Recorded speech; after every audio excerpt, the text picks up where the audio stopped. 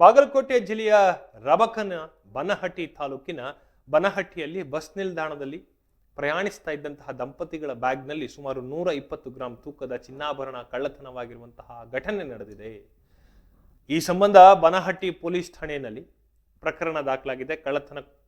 ಕಳ್ಳತನಕ್ಕೊಳಗಾದವರು ಬನಹಟ್ಟಿಯ ನಿವಾಸಿಗಳಾದಂತಹ ಆನಂದ್ ಕೋರ್ಪಡೆ ಮತ್ತು ಅವರ ಪತ್ನಿ. ಅವರು ಕೋಲಾರದಿಂದ ಬನಹಟ್ಟಿಗೆ ವಾಪಸ್ ಬರ್ತಾ ಇದ್ದಾಗ ಈ ಘಟನೆ ನಡೆದಿದೆ. ಕಳೆದ ಭಾನುವಾರ ಕೋಲಾರದಿಂದ ಹೊರಟು ಬನಹಟ್ಟಿಗೆ ಬರುವಾಗ ಆನಂದ್ ಗೋರ್ಪಡೆ ಅವರು ತಮ್ಮ ಚಿನ್ನಾಭರಣಗಳನ್ನ ಬಟ್ಟೆಗಳ ಮಧ್ಯೆ ಬ್ಯಾಗ್ನಲ್ಲಿ ಇಟ್ಕೊಂಡಿದ್ರು. ಬನಹಟ್ಟಿಗೆ ಬಂದ ನಂತರ ಮನೆಗೆ ತೆರಳಿ ಬ್ಯಾಗ್ ಪರಿಶೀಲಿಸಿದಾಗ ಚಿನ್ನಾಭರಣಗಳು ಕಳ್ಳತನವಾಗಿರುವಂತಹದ್ದು ಬೆಳಕಿಗೆ ಬಂದಿದೆ. ಶಕ್ತಿ ಯೋಜನೆಯ ಬಳಿಕ ಬಸ್ಗಳಲ್ಲಿ ಪ್ರಯಾಣಿಕರ ಸಂಖ್ಯೆ ಹೆಚ್ಚಾಗಿದ್ದು ಆ ಸಂದರ್ಭದಲ್ಲಿ ಈ ಘಟನೆ ನಡೆದಿದೆ. ಬೆಳಗಾವಿ ಜಿಲ್ಲೆಯ ಕುಡ್ಚಿಯಿಂದ ಬನಹಟ್ಟಿಗೆ ಪ್ರಯಾಣಿಸ್ತಾ ಇದ್ದಾಗ ಬಸ್ ತುಂಬಿ ತುಳುಕ್ತಾ ಇತ್ತು ಎಂದು ತಿಳಿದು ಬಂದಿದೆ. ಪ್ರಯಾಣದ ವೇಳೆ ಗೋರ್ಪಡೆ ದಂಪತಿಗಳು ತಮ್ಮ ಬ್ಯಾಗ್ ಅನ್ನ ಕಂಡಕ್ಟರ್ ಕುಳಿತುಕೊಳ್ಳುವಂತಹ ಸೀಟಿಗೆ ಕೆಳಗಡೆ ಇಟ್ಟಿದ್ದರು.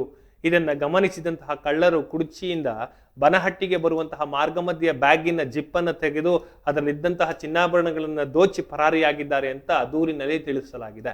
ಬನಹಟ್ಟಿ ಪೊಲೀಸ್ ಠಾಣೆಯಲ್ಲಿ ಪ್ರಕರಣ ದಾಖಲಾಗಿದ್ದು ಕ್ರೈಮ್ PSI ಪೂಜಾರಿ ಅವರು ತನಿಖೆಯನ್ನು ಕೈಗೊಂಡಿದ್ದಾರೆ. ಆ ವಿಜುವಲ್ಸ್ಗಳಲ್ಲಿ ಈ ಪಾಯಿಂಟ್ ಅನ್ನು ನಾನು ಹೇಳಲೇಬೇಕಾಗ್ತದೆ ಒಬ್ಬ ವರದಿಗಾರನಾಗಿ. ಆ ವಿಜುವಲ್ಸ್ಗಳಲ್ಲಿ ಬಹಳ ಅಚ್ಚುಕಟ್ಟಾಗಿ ಗೊತ್ತಾಗ್ತಾ ಇದೆ, ನೀಟಾಗಿ ಅದನ್ನು ತಗೊಂಡಿದ್ದಾರೆ ಅಂತ. ಅಷ್ಟು ನೀಟಾಗಿ ಅಷ್ಟು ರಶ್ ಇದ್ದ ಬಸ್ನಲ್ಲಿ ತೆಗೆದುಕೊಂಡಿದ್ದಾರೆ ಅಂತಂದ್ರೆ ನಿಮ್ಮ ಗಮನ ಎಷ್ಟು ಅದ್ಭುತವಾಗಿತ್ತು. ಅದರೊಳಗಡೆ ಚಿನ್ನ ಇದೆ ಅಂತ ಗೊತ್ತು, ಆ ಬ್ಯಾಗ್ ಮೇಲೆಗಡೆ ಹೆಚ್ಚು ಕಣ್ಣಿಡಬೇಕು ಅನ್ನೋದು ಗೊತ್ತಾಗಲ್ವಾ?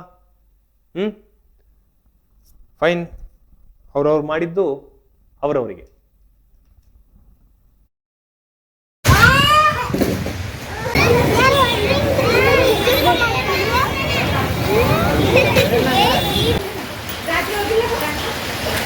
रात्री